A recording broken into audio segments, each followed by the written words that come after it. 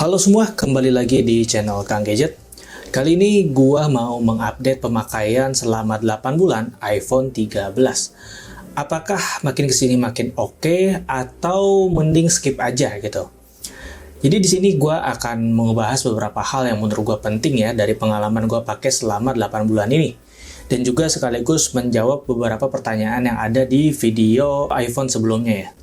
So, langsung aja kita mulai. Jadi gue beli HP ini tuh sekitar Desember 2023 dan sekarang udah masuk Juli 2024. Mungkin sekitar 7 bulan sampai 8 bulan ya. Yang pertama tuh HP ini semakin menarik karena harganya tuh udah di bawah 10 juta guys. Kalau kemarin tuh kan masih 10 juta dan itu juga promo ya. Dan sekarang tuh udah 9 juta sekian gitu loh. Jadi lebih worth it dibandingkan dengan iPhone 12 yang beberapa market tuh masih jual, yang selisihnya tuh cuma sejutaan gitu, dan dia tuh masih 64 GB, sementara ini tuh base modelnya udah 128 GB. So, menurut gua ini worth it banget sih, karena udah di bawah 10 juta. Terus yang kedua, ini tuh dia pasti dapat iOS 18 ya, karena live supportnya juga masih panjang ini. Kalau misalnya gua kira-kira sih kayaknya ini bisa sampai 4 mungkin atau 5 kali update ke depan ya. Jadi menurut gua si iPhone 13 ini masih aman banget kalau misalnya dipakai di tahun 2024. Karena update iOS 18 aja baru update ke-2 apa ke-3 gitu. Jadi live supportnya masih panjang banget guys. Soalnya minimum iOS 18 juga itu dari XS ya kalau nggak salah, XS dan juga iPhone 11. Yang mana itu tuh udah 2018-2019 ya keluarnya. Sementara ini keluarnya baru 2021-2022. Jadi masih oke banget ini untuk dipakai jangka panjang. Yang ketiga adalah baterainya. Jadi iPhone 13 ini menurut gua itu iPhone-nya awet banget baterainya. Dan baterai health-nya dia tuh masih 100% coy. Pada saat video ini dibuat ya sekitar 8 bulan, baterai health-nya ini sudah masih ada di 100%. Kalian bisa lihat ya. Jadi pemakaian 8 bulan dengan ala gua itu masih 100%. Dan skenario pemakaian gua itu sebenarnya simple sih. Kalau gua nggak banyak main game di HP ini ya, jadi gua lebih banyak ke sosial media dan juga bikin konten gitu, foto-foto atau video. Kalau main game tipis-tipis sih masih, cuma nggak terlalu sering. Dan gua tuh ngecasnya cuma sampai 80% aja. Jadi malamnya itu gua cas sampai 80%. Terus udah gue tinggal tidur dan besoknya gue kerja itu sampai sore, bahkan sampai pulang ke rumah tuh masih sisa 30%-an. Dan menurut gue ini awet banget, padahal tuh full seluler loh. Di kantor gue nggak pakai wifi kantor ya. Jadi menurut gue iPhone 13 ini baterainya masih awet banget, masih bagus banget dipakai di tahun ini. Terus yang keempat nih, apakah kena green screen? Soalnya ini yang paling banyak ditanyain di video iPhone sebelumnya ya. Apakah iPhone 13 basic ini tuh kena green screen? Jawabannya di gue enggak ya. Di gue masih aman banget pemakaian gue, padahal untuk konten merekam terus, kemudian foto-foto dan juga game tipis-tipis banget. Sisanya gue pakai kayak biasa aja. Kalau misalnya di luar ruangan itu gue pakai full brightness ya, karena memang gue autoin dan emang selalu full sih kalau misalnya di luar ruangan. Menurut gue sekarang masih oke, gak kena green screen sama sekali, gak ada cacat atau apapun di layarnya. Tapi memang walaupun di gue gak kena green screen, bisa jadi di kalian kena, karena menurut gue itu tergantung apes-apesnya orang sih. Tapi yang pasti punya gue aman ya. iPhone 13 pemakaiannya sering naik turun brightness dan lain-lain, itu masih aman, gak kena green screen. Yang kelima, performanya itu masih bagus ya. Jadi chipset A5 Bionic ini menurut gue masih sangat-sangat bagus dipakai di tahun 2024 ini. Untuk scroll-scroll dan bermain game, misalnya gue main game yang baru ini ya, Triple Z, ini menurut gue masih enak juga. Nah, untuk grafiknya di sini sebenarnya tadi medium, cuma di sini gue custom ya. Jadi custom sini gue kostumnya menengah semua sih rata-rata, dan gue pakai 60 fps biar enak. Kita cobain battle ya sekali ya. Kalau misalnya dilihat masih bisa dimainin, walaupun memang sering kelihatan frame drop ya, mungkin harus diturunin lagi grafiknya.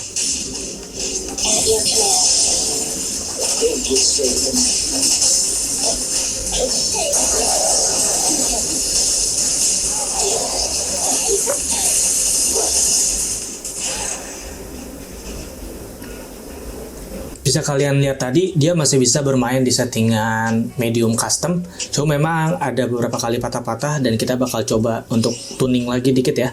Kita ke custom yang lebih rendah. Custom yang lebih rendah tapi 60 fps ya. Walaupun grafik yang dibilangnya masih rendah, tapi untuk kelihatannya masih cukup. Walaupun ada gerigi-geriginya gitu di karakternya. Tapi kita lihat dulu gameplaynya.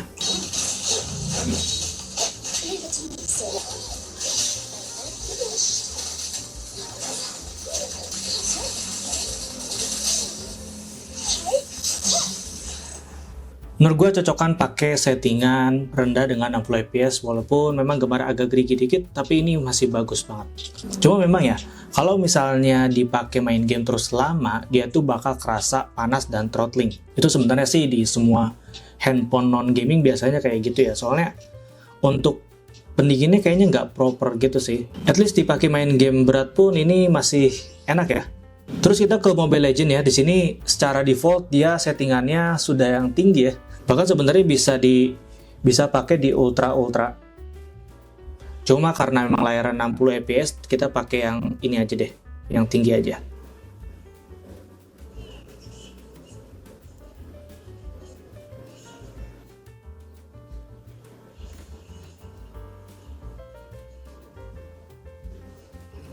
Kalau dilihat ini grafiknya juga masih enak banget ya, dan juga lancar banget buat main game ya.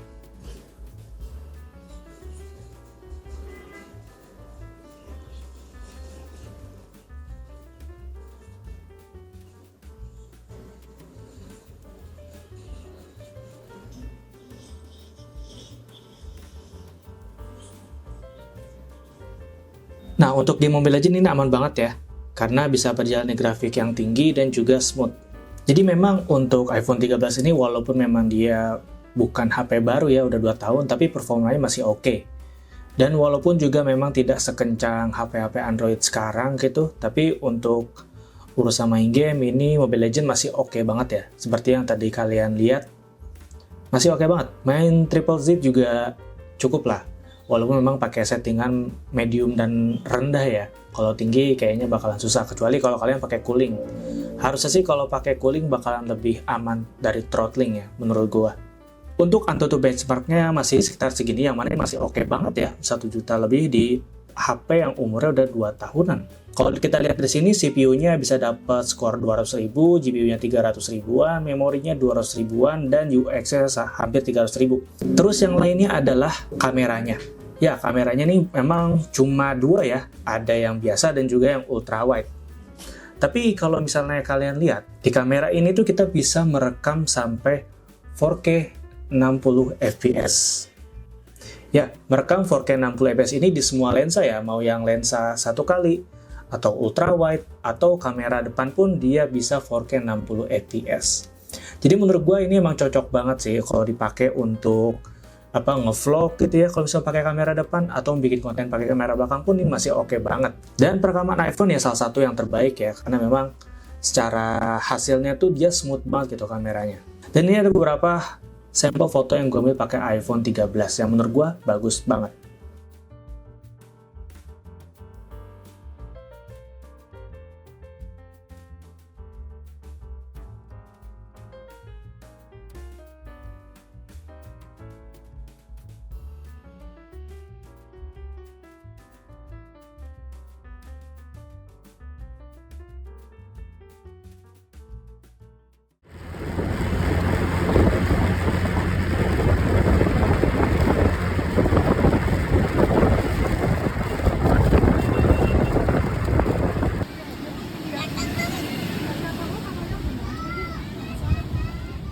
Terus yang terakhir, handphone ini tuh menurut gua cukup compact ya, walaupun memang nggak compact banget, tapi ini masih cukup oke.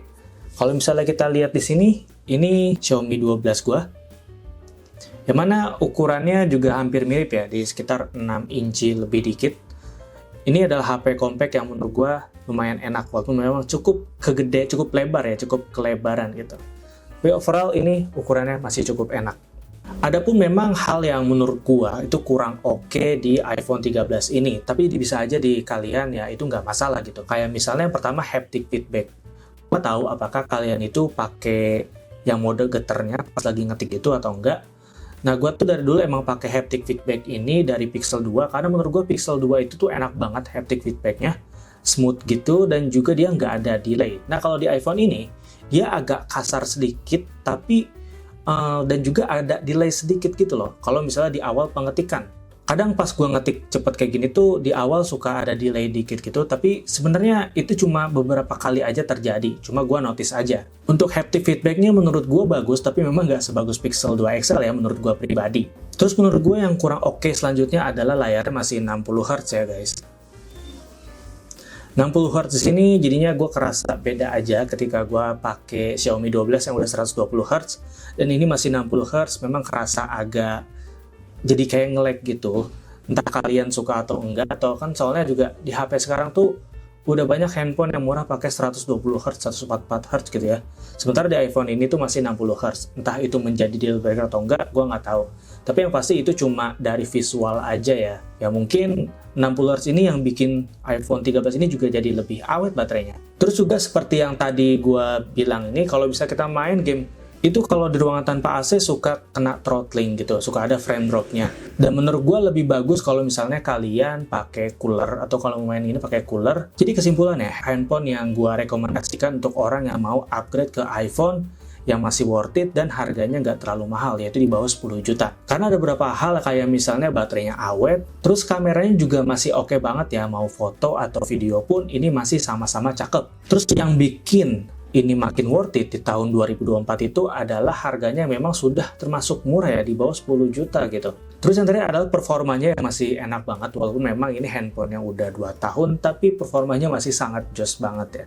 Jadi apa pendapat kalian tentang si iPhone 13 ini? Oke, itu aja yang pengen gue sampein di video update 8 bulan pakai iPhone 13 ini. Coba ceritain kalian kalau ada kendala ataupun ada yang pengen ditanyakan, ceritain aja di kolom komentar. Nanti gue bantu jawab kalau misalnya gue lagi senggang. Thanks yang nonton dari awal sampai akhir, gue Ilham pamit dan bye!